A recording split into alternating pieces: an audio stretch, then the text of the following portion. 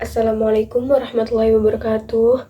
Halo semuanya, perkenalkan aku Fatima Zahra dengan NIM G00230056 dari kelompok B9.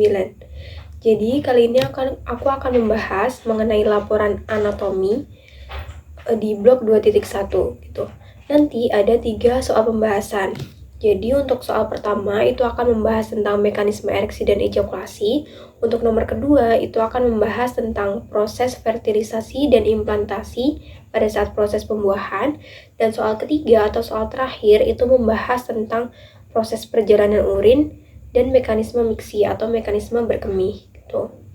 Nah, aku mulai dari nomor 1. Yang pertama itu ada mekanisme ereksi. Nah, mekanisme ereksi sendiri itu dimulai ketika ada rangsangan seksual, baik itu dari bau, penglihatan, ataupun dari pemikiran mengenai seksual itu sendiri. Nantinya akan memicu syaraf parasimpatis. Syaraf parasimpatis ini nanti akan menyebabkan pelebaran arteriol. Dalam hal ini itu arteria helicinae, cabang dari arteri profunda penis.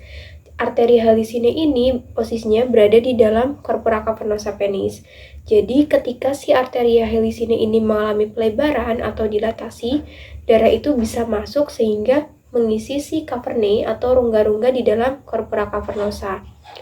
Ketika si corpora cavernosa atau si cavernae di corpora cavernosa ini penuh dengan darah, tunika albuginea yang melapisi dari si corpora cavernosa itu akan menegang sehingga akan menyempitkan venula.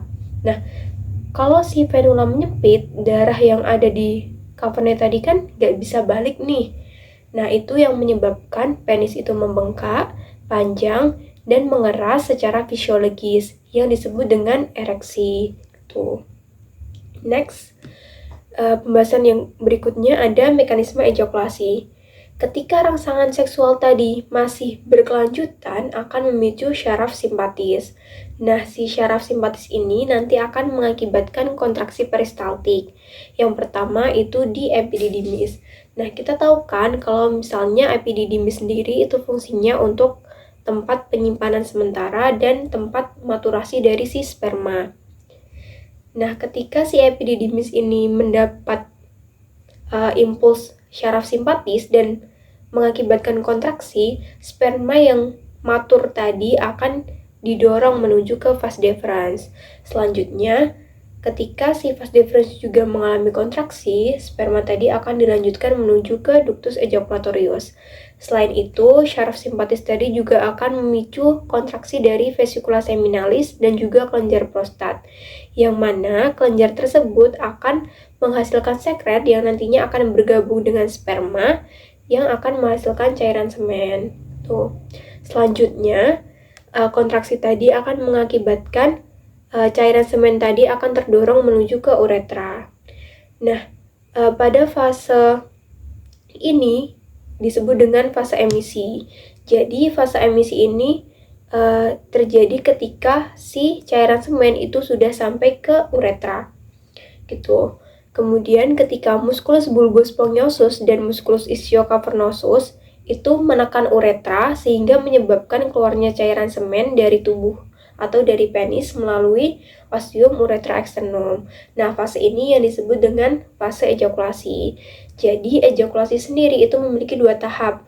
Yang pertama ada proses emisi, yaitu pergerakan sperma hingga sampai ke uretra. Dan yang kedua ada proses ejakulasi, yaitu proses keluarnya sperma melalui ostium uretra externum. Tuh. Next, what happen after ejaculation? Jadi, nanti segera setelah ejakulasi, perubahan pembuluh darah yang menyebabkan ereksi tadi itu akan menjadi terbalik. Jadi, impuls simpatis itu akan menyempitkan arteria helicinae dan melebarkan venula, sehingga darah yang tadinya berada di dalam cavernae itu akan meninggalkan penis, sehingga penis dapat kembali normal. Gitu. Next, ada kelenjar aksesoria. Jadi si kelenjar aksesoria ini adalah kelenjar tambahan yang ada di organ reproduksi pria atau organ genitalia maskulina. Jadi kelenjar aksesoria itu ada 3. Yang pertama ada vesicula seminalis, yang kedua ada kelenjar prostat, dan yang ketiga ada kelenjar bulbo-uretralis. Untuk vesikula seminalis sendiri, dia itu fungsinya untuk menghasilkan sekret yang nantinya akan bergabung dengan sperma yang mengandung fruktosa dan prostaglandin. Fruktosa sendiri nanti fungsinya untuk memberikan nutrisi kepada sperma, dan prostaglandin nanti fungsinya untuk mobilitas dari sperma itu sendiri. Selain itu, si vesikula seminalis juga berperan dalam koagulasi semen setelah terjadi proses ejakulasi. Yang kedua ada kelenjar prostat. Nah, kelenjar prostat ini fungsinya untuk menghasilkan cairan tipis seperti susu yang sifatnya itu alkali, yang untuk menetralkan asam dari vagina. Yang ketiga itu ada kelenjar bulbo-uretralis. Nah, kelenjar bulbo-uretralis ini fungsinya untuk menghasilkan sekret pada fase ereksi, yaitu mukus. Mukus ini nanti akan berperan sebagai pelumas atau lubrikan pada saat melakukan hubungan seksual. Gitu. Next, untuk pembahasan nomor 2 yaitu fertilisasi dan implantasi. Yang pertama itu ada fertilisasi. Nah, sperma yang ada di cairan semen itu akan menuju ke ampula tuba dibantu oleh kontraksi uterus dan juga kontraksi tuba yang dirangsang oleh hormon prostaglandin dan juga oksitosin. Nah, kita tahu kan bahwa sperma yang dihasilkan itu kan jutaan. Dari jutaan sperma tadi mungkin hanya ribuan saja yang bisa sampai ke tuba uterina. Nah, si sperma sampai ke tuba uterina itu kurang lebih 1 jam setelah terjadi hubungan seksual gitu. Dilihat dari organ reproduksi wanitanya, biasanya hanya 1 tuba saja yang punya oosit sekunder, karena kan biasanya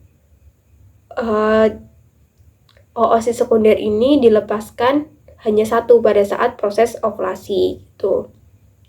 Ketika ada 1 sperma yang berhasil menembus membran oosit, si sel-sel granula yang ada di sekitarnya itu akan menghasilkan enzim, sehingga sperma lain itu tidak akan bisa menembus membran oosit ini gitu. Jadi ibaratnya duluan gitu. Jadi kalau misalnya ada sperma yang udah berhasil nih untuk menembus si membran oosit, gak ada yang bisa lagi untuk menembus membran oosit tersebut gitu. Ketika si sperma ini berhasil menembus si membran oosit, itu akan memicu terjadinya pembelahan meiosis 2 sehingga nanti akan terbentuk ovum dan juga badan polar. Ketika si ovum dan sperma ini bersatu, itulah yang disebut dengan proses pembuahan atau fertilisasi. Nah, hasil dari fertilisasi ini berupa zigot dengan 46 kromosom. 23 kromosom berasal dari ovum itu sendiri, dan 23 kromosomnya berasal dari sperma. Tuh. Nah, yang kedua ada proses implantasi. Ini untuk gambaran yang tadi, proses fertilisasi. Ini untuk yang implantasi. Jadi, zigot atau hasil dari fertilisasi tadi itu akan melalui pembelahan mitosis, sehingga membentuk sekelompok-sekelompok sel nih, yang nantinya akan mengelompok membentuk morula gitu. Nah, si morula ini nanti akan berkembang menjadi blastosis. Jadi pada sampai di morula, pembelahan mitosis itu masih tetap terjadi, tapi kondisinya pembelahannya tidak secepat sebelumnya, jadi berjalan lebih lambat gitu. Nah, morula ini nanti akan berubah menjadi blastosis atau bola berongga, yang nantinya blastosis inilah yang akan mengalami implantasi atau melekat di dinding endometrium uterus gitu. Di bagian luar dari si blastosis itu ada trofoblast. Nah, trofoblast inilah yang nantinya akan menghasilkan enzim yang akan mengaktifkan blastosis untuk menembus endometrium. Keseluruhan proses ini disebut dengan implantasi atau nidasi. Gitu. Next, untuk pembahasan nomor 3 ada perjalanan urin dan juga mekanisme miksi atau berkemih. Yang pertama itu ada perjalanan urin. Urin sendiri itu kan yang pertama itu diproduksi di ginjal atau di ren. Jadi di ginjal itu terjadi proses filtrasi di glomerulus, kemudian terjadi reabsorpsi di tubulus contortus proximal, kemudian augmentasi di tubulus contortus distal. Nanti di bagian ginjal ini akan menghasilkan urin sesungguhnya. Nah, si urin sesungguhnya ini kemudian akan dilanjutkan nih ke ureter. Kemudian akan ditampung sementara di vesika urinaria atau kandung kemih. Nah, ketika ada keinginan untuk berkemih kayak, duh aku kebelet nih. Nah, ini nanti urin yang ada di kandung kemih atau di vesika urinaria itu akan dikeluarkan melalui uretra gitu.